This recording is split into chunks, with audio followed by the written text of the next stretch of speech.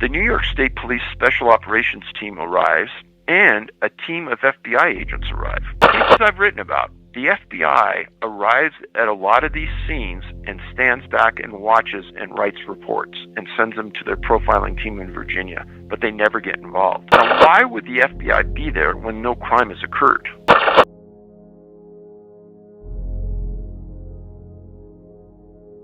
Ex-detective and author of the Missing 411 series, David Paulides has investigated thousands of unsolved and quite frankly highly unusual disappearances across America, many of which hold some very strange circumstances and coincidences that you may not expect.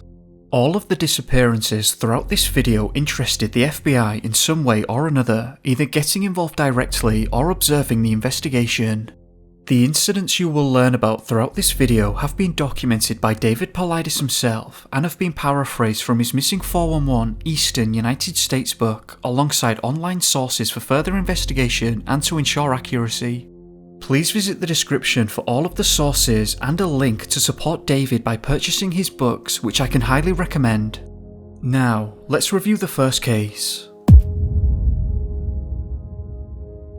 On March the 17th, 2007, 12-year-old Michael Arbery went missing in Downton Park, which is a massively wooded area near McGrady in North Carolina.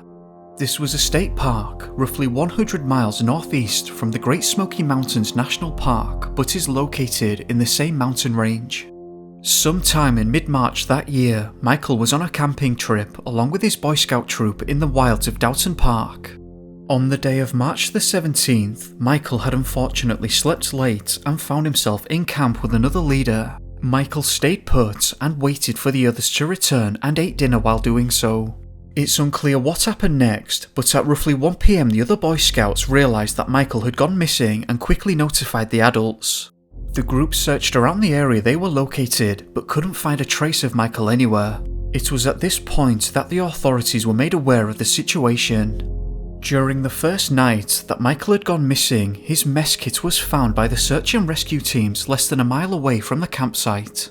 This discovery led the searchers to believe that they were converging on Michael's location and felt positive that they would be able to locate and return him. It's important to note that the National Park Service, the State Park Service, county and state personnel all helped in the search effort for Michael.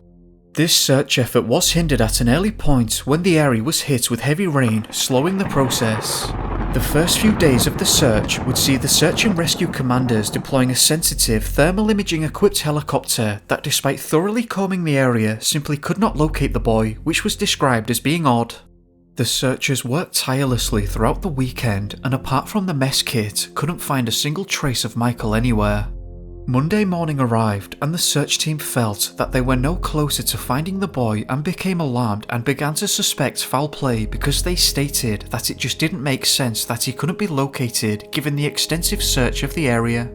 In a bizarre turn, Paulides noted at this point that the FBI had arrived at the search and rescue headquarters and stated that they were monitoring the search for Michael. Paulides goes on, and I quote, "The FBI do not participate on searches for missing people, ever. They are only involved when a crime has occurred and that crime must usually cross state lines for their jurisdiction to be activated. They will become involved in some crimes at the request of the local jurisdiction. I find it highly unusual that an FBI agent would be monitoring this case at this early stage unless they knew something that the press hadn't been told." Paulides also noted that the FBI had monitored a few missing person cases in the Great Smoky Mountains where they had disappeared under equally strange circumstances. This led to Paulides stating that the FBI may be quietly monitoring this area. At this point, 3 days had passed since Michael had disappeared and was now Wednesday the 21st of March 2007. The searchers were roughly 1 mile from where the boy was last seen and found Michael near a creek. The Washington Post stated that Michael was disoriented but was able to talk with the searchers. Fox News reported, and I quote, "Mr. Arbery said that Michael still hasn't been able to tell them the whole story of what happened to him. He's not aware of how many days he was out there." Strangely, the press at the time stated that law enforcement had issued an area-wide missing person alert as a precaution in case Michael had somehow made it out of the search area. Paulides stated that this isn't usually done, The idea that the local enforcement got the FBI involved and then made an area-wide alert tells me that someone somewhere had concerns that weren't expressed to the press. Through further investigation, here's what NBC News had to say. The following was reported on March the 20th, 2007, and I quote, "A rescue dog picked up Michael Aubrey's scent less than a mile away from the campsite where he had wandered away from his troop on Saturday. The boy's father speculated that he was simply homesick and wanted to hitchhike home. The disappearance touched off an intensive search involving bloodhounds, heat-seeking helicopters, and dozens of volunteers on foot." End quote. It's unclear to me if the location Michael was found was in the same direction as the mess kit, which would be interesting to know. Another interesting piece of information is that the authorities disagreed with the father's theory, stating that Michael had probably wandered into the woods to explore, rather than an attempt to return home. They also stated that it was not immediately clear how the boy was able to survive or whether he had put his Scout Wilderness training to use.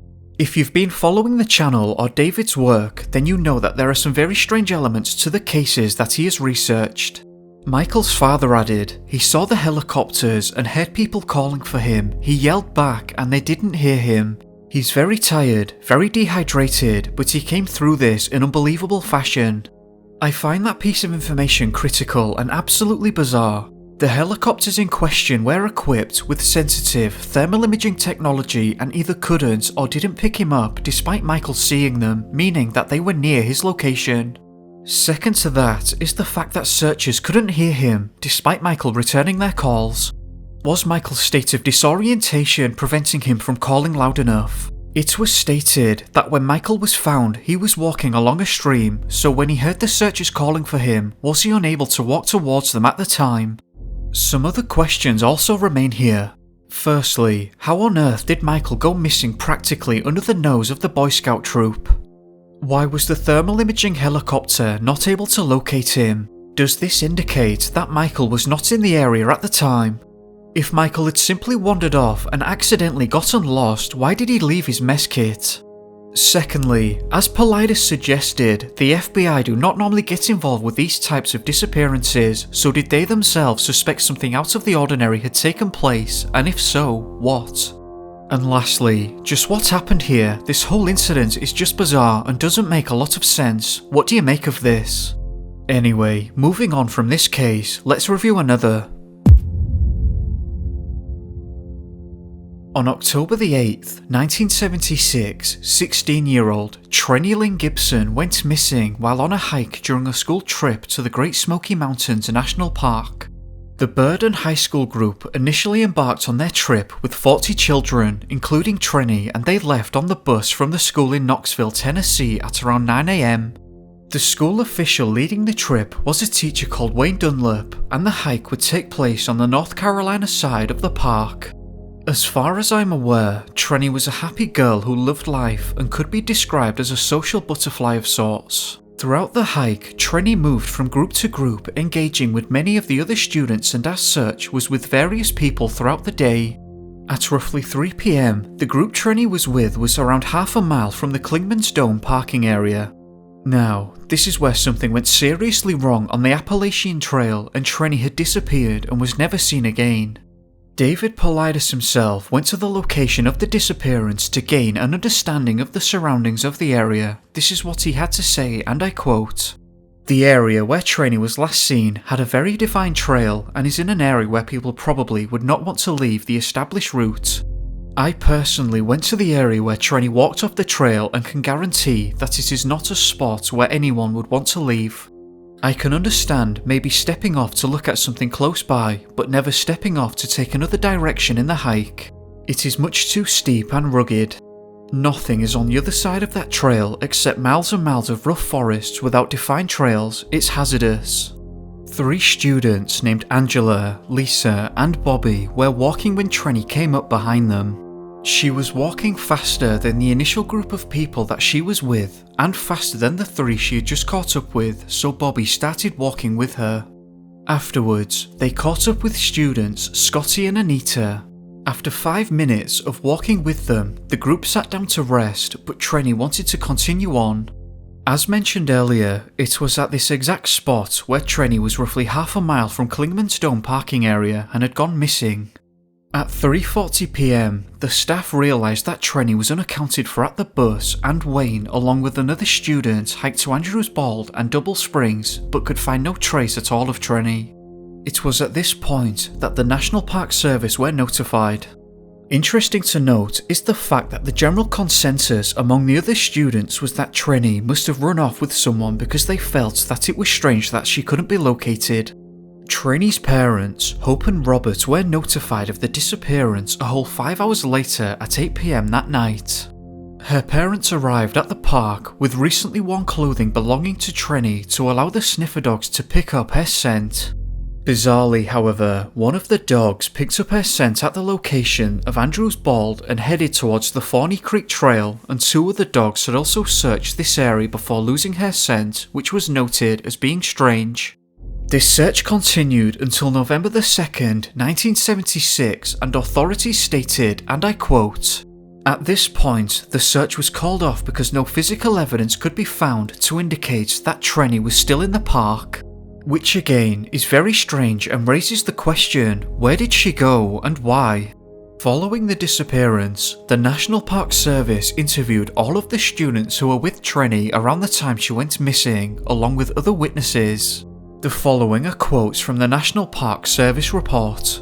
Weather at this time was strong winds and heavy rain with temperatures in the low 30s, 21-15 hours, moderate to heavy rains. This led the Park Service to state that a full-scale search would start the following morning at 7 a.m, but the weather was too harsh to search during the night. A summary of witness statements described Trenny as studious, athletic, sarcastic, but not the type to panic. Wayne Dunlap said that he didn't think that Trenny was the type to run away. Witness Miss Coghill states that Trenny bent over on the trail as if looking at something near a flat rock and then disappeared to the right of the trail. Another member of staff named Robert Simpson had stayed behind to track a bear at the time when Trenny went towards the parking area with the group. It's interesting to note that the FBI did enter the investigation 5 days after the initial disappearance and sent 2 agents to monitor the case. The Knoxville Division stated that the FBI were only looking for violations of federal law and that they found no evidence of a crime at this point. Anita, who was with Trenny when she went missing, was interviewed afterwards, and this is what she had to say. "She was on the trail when I last saw her. I looked away, and when I looked back, Trenny was nowhere in sight. I should have been able to see her if she went up the trail.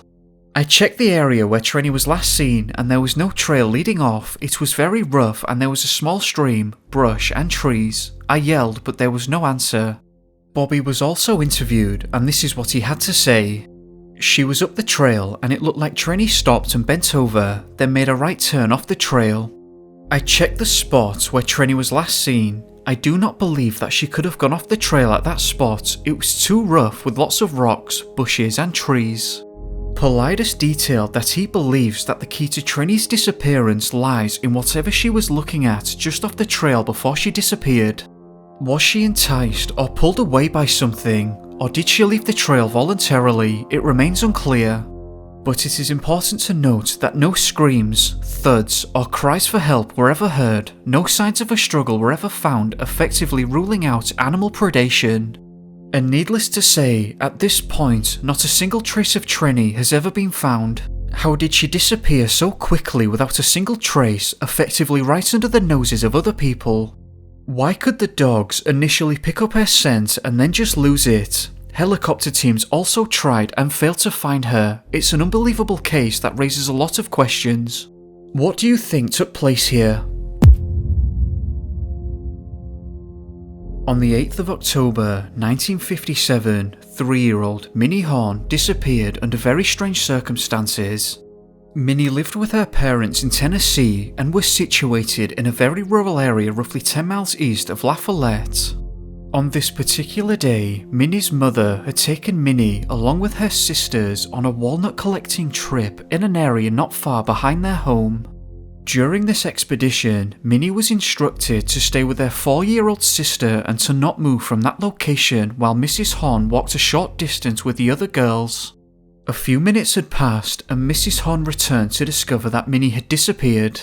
Obviously scared and panicking now, she asked her 4-year-old daughter where Minnie had gone, and she was told that Minnie had decided to walk back towards their home.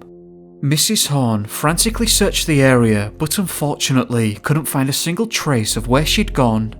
After an unsuccessful search, Mrs. Horn alerted the authorities, which would begin the search effort. Within hours of the disappearance, the scene was flooded with sheriff deputies, state police, neighbours and friends all searching for Minnie. During the first 24 hours of the search party's numbers soared to over 2,000 people. Let that sink in. I find it absolutely bizarre that 2,000 people could not locate Minnie in a timely manner given that she was only 3 years old. Just how far are we suggesting that Minnie could have walked from the initial location of the disappearance? Not only could Minnie not be located, but they couldn't find a single trace as to where she went. There were no signs of a struggle or an animal attack, no screams were ever heard, and nothing to suggest that anything was wrong. In my mind, that is just truly baffling. During the second day of the search, the sheriff called the FBI for assistance. Given the sheer number of searches involved and the fact that they couldn't find a single clue as to what had occurred, the sheriff may have begun to suspect that something was amiss. The parents were also astonished at not only the fact that Minnie had disappeared so quickly, but also that it was proving to be very difficult locating this 3-year-old girl. During the first couple nights of the search, temperatures dropped into the 40s, which is around 8 degrees Celsius and lower. The search expanded into the mountains and they were covered with people looking for Minnie. Bizarrely, after 52 hours of searching, the sheriff called off the search, which Paulides noted as being an astounding decision as this was not very long. Now, this is where things get truly bizarre. Minnie's father vowed to find her and was determined to search for as long as it took, along with many of the volunteers. Well, 6 days now after the initial disappearance, volunteers were over 6 miles away from the location Minnie had gone missing, and the searchers came across clothing belonging to Minnie. First, they found a shoe containing a sock, and a short distance away they found Minnie's cap. The searchers climbed to the top of a ridgeline to scan the area where they saw Minnie's body. She was found on a ridgeline, missing her shoes and hat, wearing a light dress. Coroners determined that Minnie had passed away 3 or 4 days prior to the discovery of the body. The Kingsport Times wrote an article about this incident on October the 15th, which you will find a link to in the description below. This is what they had to say. Minnie had wandered about 6 miles from the family's farm home. The body was found by Paul Soders and Dewey Kane several hours after other searchers stumbled across some of the clothing Minnie was wearing when she got lost. They said that she had climbed to the top of one of the many rocky cliffs that dot the Cumberlands in this area, apparently losing her footing and stumbled about 25 feet to a ledge below. Now, there are many things that seem off about this disappearance. Firstly, are we really suggesting that a 3-year-old managed to travel 6 miles by herself? That just doesn't make sense, not when you add to that the fact that within 24 hours there were over 2,000 searchers scouring the area. How in the world could a 3-year-old evade 2,000 people and travel 6 miles? Secondly, are we also seriously suggesting that a 3-year-old girl took her shoes off and climbed up a cliff without help? In my mind, these facts just don't add up and are very unusual. Paulides filed for a Freedom of Information request to retrieve the records from the FBI, but was notified that the request could not be acted upon as the records were destroyed on February the 1st, 1999. The parents and searchers alike expressed the concern that Minnie may have been abducted, but by who? The FBI were obviously concerned enough to arrive on scene. Did they themselves suspect something unusual had occurred? An absolutely baffling case. What do you think happened here? Now, there is another case that I think fits perfectly into this video. I have covered this case already in a previous video, but many have had their suspicions that the FBI agents involved may have known a great deal about this phenomenon, or at least had an insight into the nature of the disappearance. There will be a card at the top right of the screen now and a link in the description to the full video. My apologies if the narration or sound quality sounds different. We're sat on the grass making conversation. The 4 boys on the other hand, Dennis, his brother, and 2 friends decided that it would be amusing to play a prank on the adults. They thought it would be fun to split up, go into the woods, and then jump out at the same time from different directions to scare the approaching adults. It was supposed to be harmless fun. 3 of the boys went off together in one direction and hid behind some trees, while Dennis, the youngest, went off in the other direction on his own, which would prove to be a grave mistake. This was said to be because Dennis had been wearing a highly visible bright red shirt. As the adults approached, the boys jumped out and startled them, just as planned. However, one of the men asked where Dennis was. The boys had seen Dennis no more than a few minutes earlier and assumed that he mistimed the jump scare. They waited for a minute in silence, waiting for the boy to jump out, but he never did. Dennis had seemingly vanished. His father, Bill Martin, nervous now, went to retrieve his son, expecting that he would be either behind the tree or in the bushes opposite to the 3 other boys. A search of the area showed no sign of the boy, and their calls into the woods went unanswered. This sent Bill into panic mode. He and Dennis's grandfather, Clyde Martin, hiked out in different directions further and further, feeling absolutely baffled.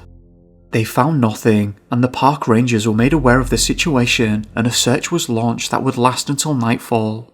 Heavy rain and thunder set in. Paulides has said that in many occasions when a child disappears, it is followed by bad weather that prevents the search from continuing. This sudden turn of events hampered the search efforts, and the search was called off until the following day when the weather had passed. They still had no idea where Dennis could have gone. Things took a worrying turn. Hours after Dennis had vanished, a family in the area reported that they had been hiking 6 miles from the location of the Martins. They said that they'd heard a boy scream. The son stated that he saw movement in a nearby bush. This startled him as he thought it may have been a bear, but upon closer inspection, noticed a man walking in the woods. He noted that the man had something slung over his shoulder. As dark as this may sound, the authorities determined that this location was too far away to have anything to do with Dennis in the given time frame. In the following days, the search effort would quickly grow in size to hundreds of people scouring the area. Locals, volunteers, the National Guard, and even psychics, along with sniffer dogs and helicopters, would join the search. Meanwhile, the incident started to make major national headlines. With all the attention this incident was getting, it was thought that Dennis would be found in short order, especially since the boy was very healthy and had a lot of hiking experience. However, continuous heavy rains flooded the area many times, along with thick fogs, which made the search effort difficult, almost as if nature itself didn't want the boy to be found. Now, if things weren't already weird enough, it's about to get more bizarre. The FBI must have known that something strange had happened here as they sent Agent Jim Reich to oversee the investigation. Paulides has said in the past that the FBI typically do not get involved in missing person cases, but for some reason they took an interest in this one. Did they know or suspect something that the authorities didn't? It's unclear.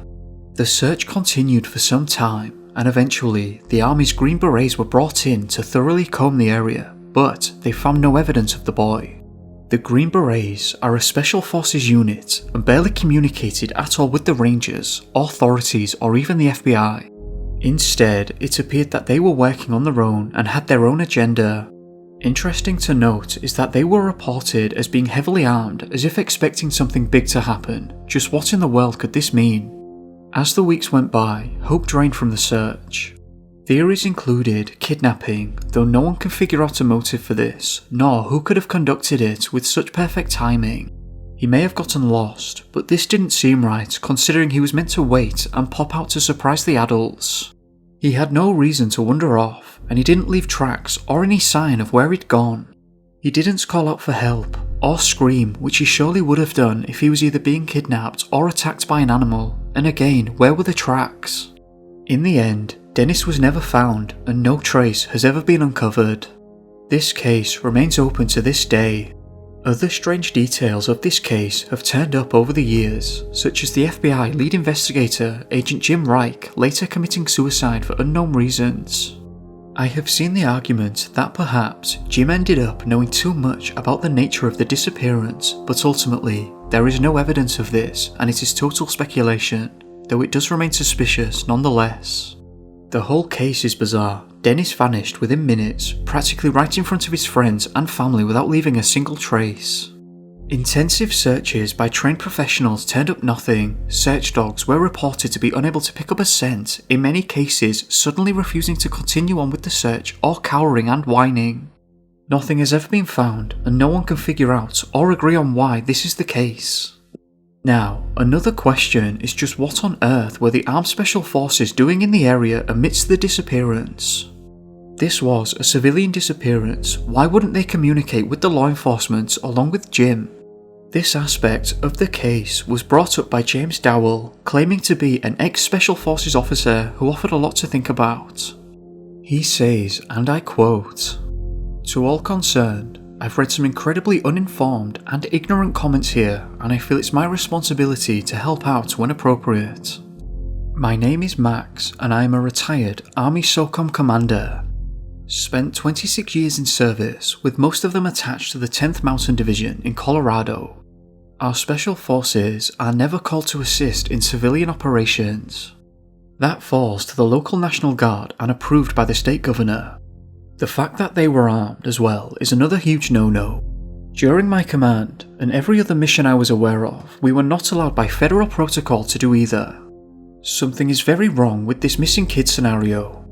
I've done some research on this case both while on active duty and after my retirement. The inside facts of this case depict a frightening investigation. Bottom line is that searching started within a few minutes of the boy's disappearance and lasted 3 months with every resource imaginable being deployed. Don't start with excuses such as the terrain was difficult, holes and caves and cliffs and creeks etc. Our special troops can find almost anything, anytime and in any terrain. We have the best technology available worldwide, and easily the best training and real-world wartime and mission-specific experience that the civilian population can scarcely imagine. After studying this case, the fact that no trace of the boy was ever found is mind-boggling. The Green Berets that were tasked in this search were there for a specific reason. They were armed for a specific reason. I can't and won't say why because my oath documents won't allow it, but I will remind you of these facts. Nationwide, there have only been 4 cases where the Special Forces were brought in on a civilian missing persons case.